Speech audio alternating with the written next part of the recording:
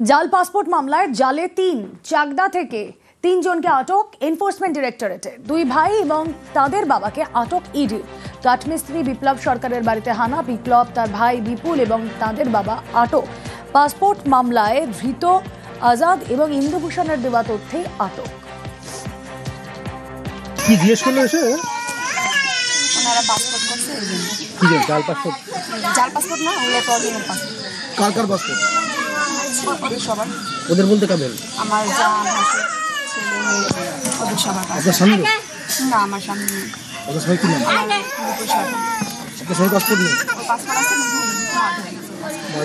না, এই যে ৩ জনকে নিয়ে গেল, এটা কারা? এই যে ৩ জন নিয়ে গেল, গভর্নমেন্ট অফিসার। ৩ জনকে তো নিয়ে গেল, এটা কারা? আমার শ্বশুর, আমার ভাসু, আমার বোন। এসছিটা কি কারণে তদন্ত করতে? এটা কি বললো? পাসপোর্টের কারণে। কলকাতায় পাসপোর্ট অফিসে ইডি, আনন্দপুরের পাসপোর্ট অফিসে তথ্য তালাশ, ভুয়ো পাসপোর্ট মামলার তদন্তে এনফোর্সমেন্ট ডিরেক্টরেট। ইন্দুভূষণের মাধ্যমে একাধিক ভুয়ো পাসপোর্ট জালিয়াতির তথ্য পেতে পাসপোর্ট অফিসে ইডি।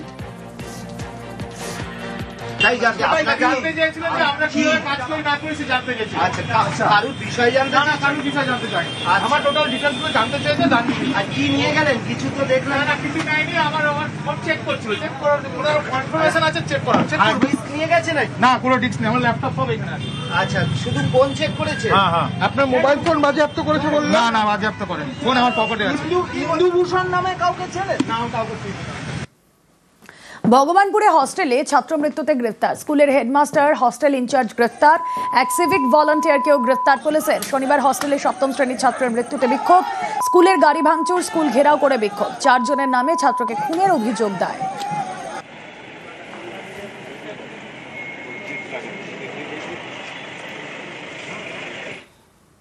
হস্টেলে পড়ুয়ার ঝুলন্ত দেহ উদ্ধারে উত্তেজনা, ক্লাস 9-এর ছাত্রের অস্বাভাবিক মৃত্যু।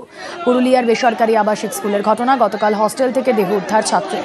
স্কুল কর্তৃপক্ষের বিরুদ্ধে গাফিলতির অভিযোগ, পথ অবরোধ ছাত্রের পরিবার ও গ্রামবাসীদের।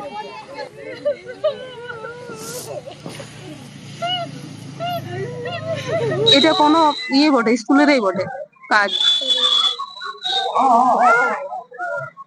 সন্দেহ আছে এটা। আপনারা থানায় বিষয়টা জানাচ্ছেন? হ্যাঁ, জানাতেই হবে। এটা জানাই নেই, জানাবো তো। এখন কোথায় আছে দেখো? এখন চাকুলতোড় হসপিটালে ফেলা আছে। ঘটনাটা কি হয়েছে কি করে বুঝবো আমরা তো বুঝতে পারি না। অতএব এখনো মিশন থেকে আমাকে জানাই নাই। মিশনে ওরা নিজেরা মাইরে ডেড বডি মাইরে শেষ করেছে, কি করেছে আমরা অন্য লোকের মারফতে শুনতে পাইছি। তখন আমরা গেছিলাম চাকুলতোড়, ওখান থেকে ফেরত এসেছি। এখনো আমরাকে মিশন জানাইনি। বঙ্গোপসাগরে ফের নিম্নচাপের শঙ্কা, বুধবার ফের জলীয় বাষ্প উপকূলে, বুধ থেকে শুক্র দক্ষিণবঙ্গে ফের বৃষ্টির পূর্বাভাস। ২৪ পরগনা, পূর্ব মেদিনীপুরে বৃষ্টি, মায়ানমার বাংলাদেশ উপকূলে সমুদ্র উত্তাল। বুধবার পর্যন্ত মৎস্যজীবীদের সমুদ্রে যেতে নিষেধ। আজ পরিষ্কার আকাশ, কোথাও আংশিক মেঘলা। দক্ষিণবঙ্গে এখনই পারদ পতন নয়।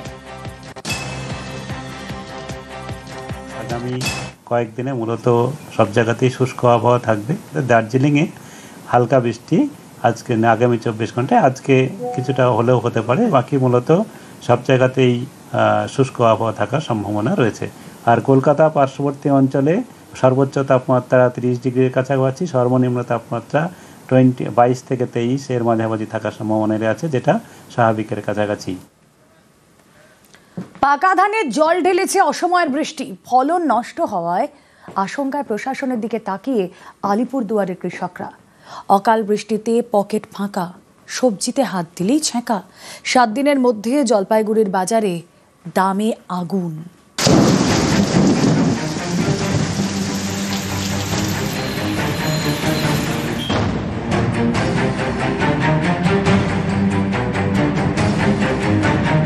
অক্টোবরের শুরুতে প্লাবনের ধাক্কা কাটিয়ে ওঠার আগেই উত্তরে ফের দুর্যোগের বৃষ্টি।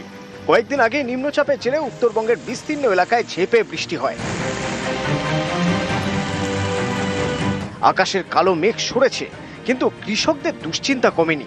কারণ অকাল বৃষ্টিতে মাঠের ফলন মাঠেই মারা যাওয়ার আশঙ্কা। বৃষ্টির কারণে এখন তো খুবই গন্ডগোল হয়ে গেল। এর ফলে কি ধান নষ্ট হচ্ছে, ক্ষতি হচ্ছে? অনেক ক্ষতি হচ্ছে, অনেক ধান নষ্ট হয়ে গেছে। ধান কেটে এখন গোলায় তোলার কথা, কিন্তু সেটা করা যাচ্ছে কই? আলিপুরদুয়ারের দক্ষিণ কামসিং, শালকুমার সহ একাধিক এলাকায় ধান চাষের শেষ মুহূর্তে ক্ষতি। বিস্তীর্ণ এলাকার ধান জমিতে জমে রয়েছে জল, তাতেই সারা বছরের পরিশ্রম জলে যাওয়ার আশঙ্কায় কৃষকরা। কিছু লোক এখনো কাটার প্রস্তুতি নিতেছে, বৃষ্টির কারণে এখন তো খুবই গন্ডগোল হয়ে গেল। এর ফলে কি ধান নষ্ট হচ্ছে, ক্ষতি হচ্ছে? অনেক ক্ষতি হচ্ছে, অনেক ধান নষ্ট হয়ে গেছে। প্রশাসন একটু দেখলে তো অনেকটা একটু শাস্তি পাওয়া যায়।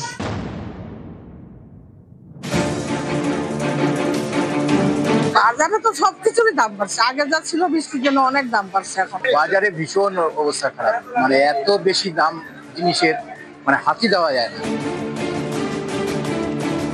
বাজারে শাকসবজি রয়েছে, কিন্তু স্বাদ থাকলেও ফুলকপি, বাঁধাকপি, পেঁয়াজকলি সবই সাধ্যের বাইরে। জলপাইগুড়ির বিভিন্ন বাজারে সবজিতে হাত দিলেই ছ্যাঁকা। তিস্তা জলঢাকা নদী সংলগ্ন এলাকায় প্রচুর সবজি চাষ হয়। এবার ফলন ভালো হলেও এখন সবজির আকাশ ছোঁয়া দাম। 2 আটি লাল শাক নিলাম 10 টাকা, আগে ছিল 5টা দিত 20 টাকা, এখন 5টা দিচ্ছে না। এই বৃষ্টিতে দামটা বাড়ছে। জলপাইগুড়িতে এক সপ্তাহ আগে ফুলকপির দাম ছিল 40 টাকা কেজি, এখন 60 থেকে 70 টাকা কেজি। বাঁধাকপি 30 থেকে বেড়ে 40 থেকে 50 টাকা কেজি। আলু কেজি প্রতি 20 টাকা থেকে বেড়ে 30 টাকা। পেঁয়াজকলি 100 থেকে বেড়ে 120। শিমও তাই, মূলো 60 টাকা থেকে 80 টাকা হয়েছে। বেগুনও 60 টাকা থেকে বেড়ে 80 টাকা কেজি। লঙ্কা 80 টাকা কেজি থেকে এক ধাক্কায় 100 টাকা কেজি। বৃষ্টির আগে যা রেট ছিল তার থেকে অনেক বেশি।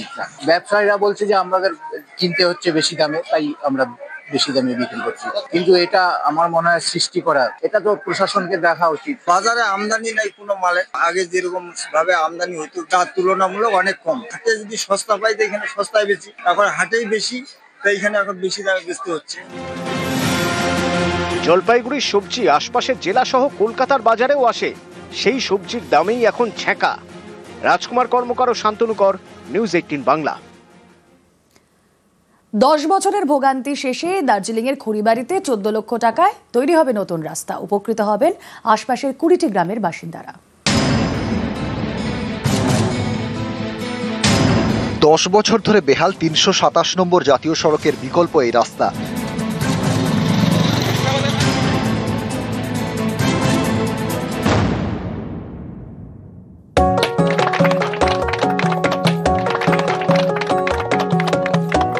আমরা অনেক খুশি এই রাস্তা এইবার যে হলো, এটা বহুত অনেক সবারই সুবিধা। আমাদের সামনে চা বাগান আছে, চা বাগানের জন্য সুবিধা, রাস্তাটা হলে খুব ভালো। দার্জিলিং এর খড়িবাড়ির খয়েরমণি জোতের বাসিন্দারা খুশি, যেন পুজোর বোনাস, কারণ জাতীয় সড়কের বিকল্প বেহাল রাস্তা সংস্কারে হাত লাগিয়েছে শিলিগুড়ি মহকুমা পরিষদ। খড়িবাড়ির খয়েরমণি জোত থেকে হাটখোলা পর্যন্ত রাস্তা শিলান্যাস। অনগ্রসর দপ্তরের উদ্যোগে 800 মিটার রাস্তা তৈরিতে খরচ হবে 14 লক্ষ টাকা। বহুত দিন থেকে এই রাস্তাটার জন্য কথা চলতেছিল, আমাদের এই রাস্তাটা না হলে হয় না। আর এখানে একটা আমাদের সামনে হসপিটাল, তারপরে একটা হাই স্কুল, এতটুকুই খুশি, রাস্তাটা হবে, আমাদের বহুত খুশি। খড়িবাড়ির খয়েরমণি জোত ছাড়াও এই রাস্তার উপর নির্ভরশীল পান্তাবাড়ি, ডাঙ্গরভিটা, টিপু জোত সহ 20টি গ্রামের বাসিন্দারা। বাতাসির সাথে একটা কানেক্টিং জায়গা। বাতাসি এমন একটা জায়গা যেখানটা বাজার আছে, হসপিটাল আছে, স্কুল আছে, আমাদের বেলারও অফিস আছে। মানুষ বাতাসি যেতে হবে, দৈনন্দিন জীবনে রাস্তার একটা বড় ভূমিকা আছে। খড়িবাড়ি থেকে বিশ্বজিৎ মিশ্র, নিউজ 18 বাংলা।